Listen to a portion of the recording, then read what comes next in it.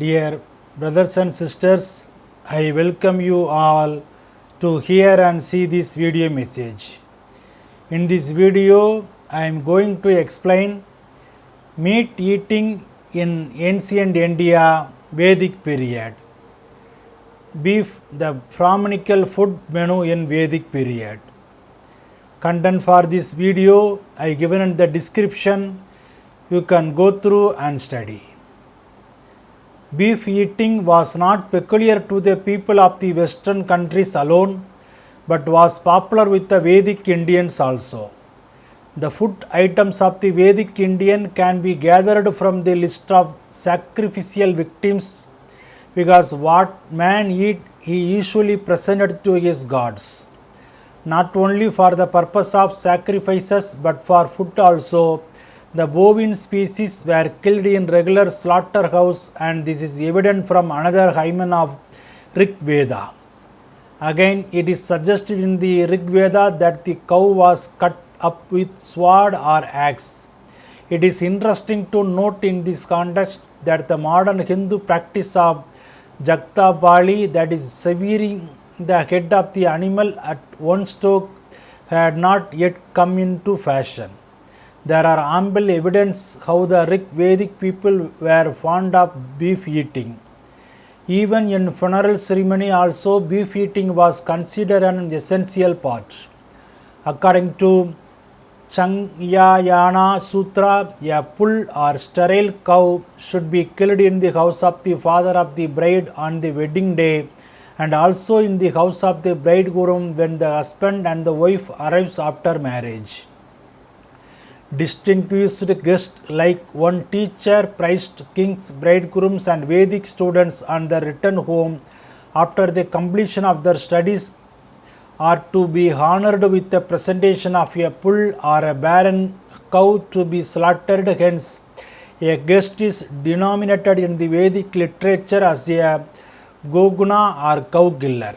A survey of ancient Indian scripture, especially the Vedas, shows that amongst the nomadic pastoral Aryans, animal sacrifice was a dominant feature till the emergence of settled agriculture.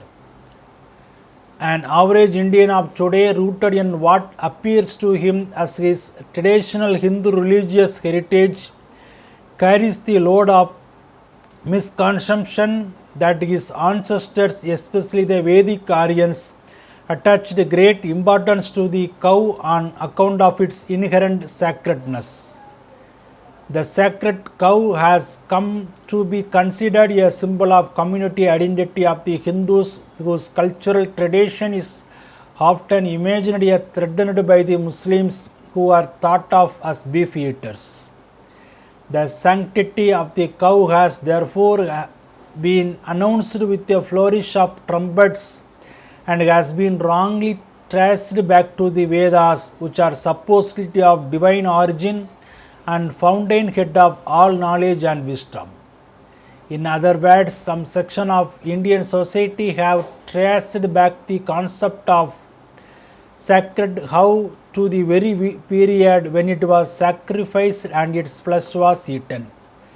There is enough historical evidence by now. Indians since the days of Indus Valley have indulged in dishes made with meat and poultry. Jabu cattle, that is cumped cattle; cow, that is Indian python; sheep, goat, turtle; carial, that is a crocodile-like reptile; fish, fowl and game. The Vedas refer to more than 250 animals, of whom about 50 were deemed fit to be sacrificed and by inference for eating. The marketplace had various stalls for vendors of different kinds of meat: Kokataka, that is cattle; Arabica, that is sheep; Shurakarika, that is swine; Nagarika, that is deer; and Shakundika, that is bull. There were even separate vents for selling alligator and tortoise meat. That is, Rig Veda describes horses, buffaloes, rams and goats are sacrificial animal. The 162nd hymen of the Rig Veda describes the elaborate horse sacrifice performed by emperors. Many gods such as Indra and Agni are described as having special preference for different types of flesh. Indra had weakness for bulls' meat and Agni for bulls and cows. In the Mahabharata, there is a mention of a king named Randi Deva who achieved great fame by distributing food grains and beef to Brahmins. Taittiriya Brahmin categorically tells us verily the cow food is, and Yajnavalika's insistence on eating the tender flesh of the cow is well known. Even later Brahmanical texts provide the evidence for eating beef. Even Manusrimati did not prohibit the consumption of beef. Beef as a medicine used in the therapeutic section of Sarak Samhita. The flesh of the cow is prescribed as a medicine for various diseases. It is also prescribed for making soup. It is emphatically advised as a cure for irregular fever, consumption and emaciation. The fat of the cow is recommended for debility and rheumatism. The non-vegetarian dietary practices find an important place in the early Indian medical treatise whose chronology broadly coincides with the law books of Manu and Yajnavalkya and the two epics. Karaka, that is 1st and 2nd century, Sustra, that is 3rd and 4th century, and Vagbada, that is 7th century, provide an impressive list of the variety of fish and flesh, and all three of them speak of the therapeutic uses of beef. The continuity of the tradition of eating flesh, including that of the cattle, is also echoed in early Indian secular literature till date times. In the Gupta period, Kalidasa alludes to the history of Randi Deva who killed numerous cows every day in his kitchen. More than 2 centuries later, Baba Buddhi refers to 2 instances of guest reception which included the killing of a heifer. In the 10th century, Rajashekara mentions the practice of killing an ox or goat in honor of a guest. In the 12th century, Sri Harsha mentions a variety of non-vegetarian delicacies served at a dazzling marriage feast and refers to 2 interesting instances of cow killing. Different Vedic gods are said to have different preference for animal meat. Thus, Agni likes bulls and barren cows, Rudra likes red cows, Vishnu prefers a dwarf ox, while Indra likes a bull trophy corns with mark on its head, and Bhushan a black cow. The Brahmanas that were compiled later specify that for special guests, a fattened ox or goat must be sacrificed. The Tattiriya Upanishad praises the sacrifice of 100 bulls by the age of Agastya, and the Grammarian Pliny even coined a new adjective, goghna, for the guest to be thus honored. Among the early Aryans, animal sacrifices were very common. The Mahabharata makes a laudatory reference to the king Randi Deva in whose kitchen 2000 cows were butchered each day. The Ramayana of Valmiki makes frequent reference to the killing of animals including the cow for sacrifice and for food. In the Rig Veda, the cow is spoken of as a Agnya, one who does not deserve to be killed. Another reference is where the cow is called Devi, goddess, but Agnya means a cow that was yielding milk and therefore not fit for being killed. That the cow is venerated in the Rig Veda is of course true, but the utility of the cow did not prevent the Aryan from killing the cow for purpose of food. The testimony of the Sadapatya Brahmana and the Abhastama Dharma Sutra are merely extortion against the excess of cow killing and not prohibition against the cow killing. In Vedic times, Indians were beef eaters. There is nothing against beef in our religion. It is a practice that evolved over years of drought, and the elders said, "Don't slaughter cows, preserve them for milk for children." That has turned into a religious belief. This is ridiculous, but Vedic Indians were beef eaters. The meat was mostly roasted on spits and boiled in vats. The Brihadaranyaka Upanishad has reference to meat cooked with rice. Also, the Ramayana, where during their sojourn in the Tandakaranaya forest, Rama, Lakshmana and Sita are said to have relished such rice with meat and vegetables. It is called Mamsam Putana in the place of Ayodhya. During the sacrifice performed by King Dasaratha, the recipes described are far more exotic, with acid fruit juices being added to mutton, pork, chicken and peacock meat and gloves, caraway seeds and masoor dal also being added to various dishes. The Mahabharata has reference to rice cooked with minced meat and picnics where various kinds of roasted game and gambits were served. Buffalo meat was fried in ghee with rock salt, fruit juice, powdered black pepper, asafoetida and caraway seeds and served garnished with radishes, pomegranate seeds and lemons. All in all, meat till then appears to have been deemed as a nourishing food.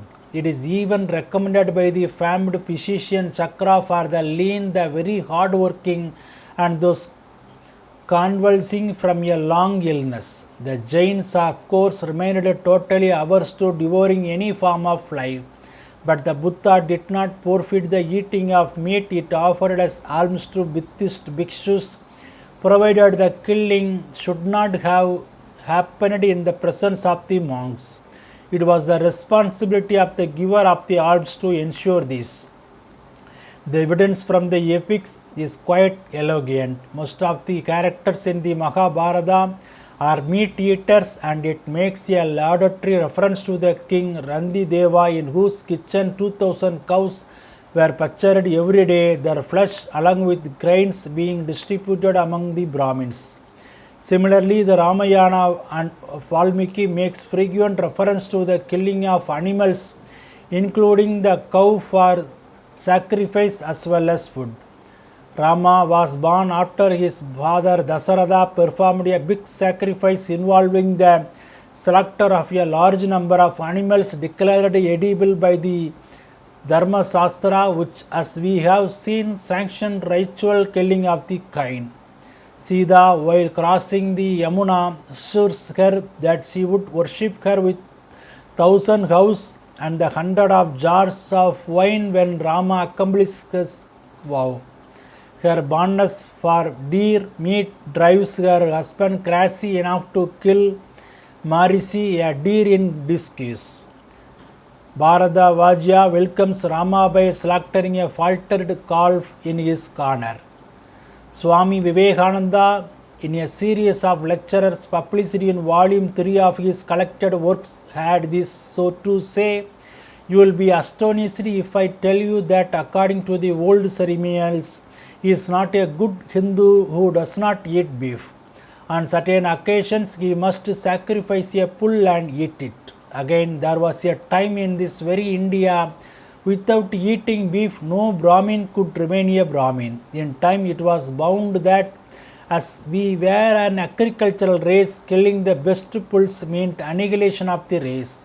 Therefore the practice was stopped and voice was raised against the killing of cows. There is copious of evidence that the Vedic Aryans sacrificed cows and ate beef. In the Vedas, there are references to various kinds of sacrifices in which cows were killed and its flesh was eaten. An ancient Hindu text, the Manusmriti 200 BC to 200 AD, lists the cow as one of the several animals whose meat can be eaten. This practice continued in the post-Vedic period up to the pre-Mauryan period. Gradually, from the Mauryan period onwards, reference to cow killing began to reduce. The Brahmins, who were the main proponents of the sacrifice, now began to discourage and even disapprove of the killing of the cow. This disapproval was linked with the idea of Kali Yuga, which is first enunciated in the Mahabharata and the yearly Puranic test belonging to the post-Mauryan and Gupta period. The Brahmin law givers now began to argue that certain old practices had to be given up in the Kali Yuga, and one of them is the practice of killing of cow. Their discouragement and disapproval of the practice is clear from the Dharma Shastric injunction that a cow killer is an untouchable. Cow killing was given up and beef gradually disappeared from the Brahmanical food menu. It now became part of the food culture of the untouchables caste, whose number increased over time. Bible talks about our authority on animals and non-veg foods. In Genesis chapter 9 verse 1 to 3, God blessed Noah and his sons, said to them, "Have many children, fill the earth with your people. Every animal on earth, every bird in the air, every animal that crawls on the ground, and every fish in the sea will be afraid of you. All of them will be under your control. In the fast I gave you the green plants to eat. Now every animal will also be food for you. I give you everything on earth, it is yours." Amen.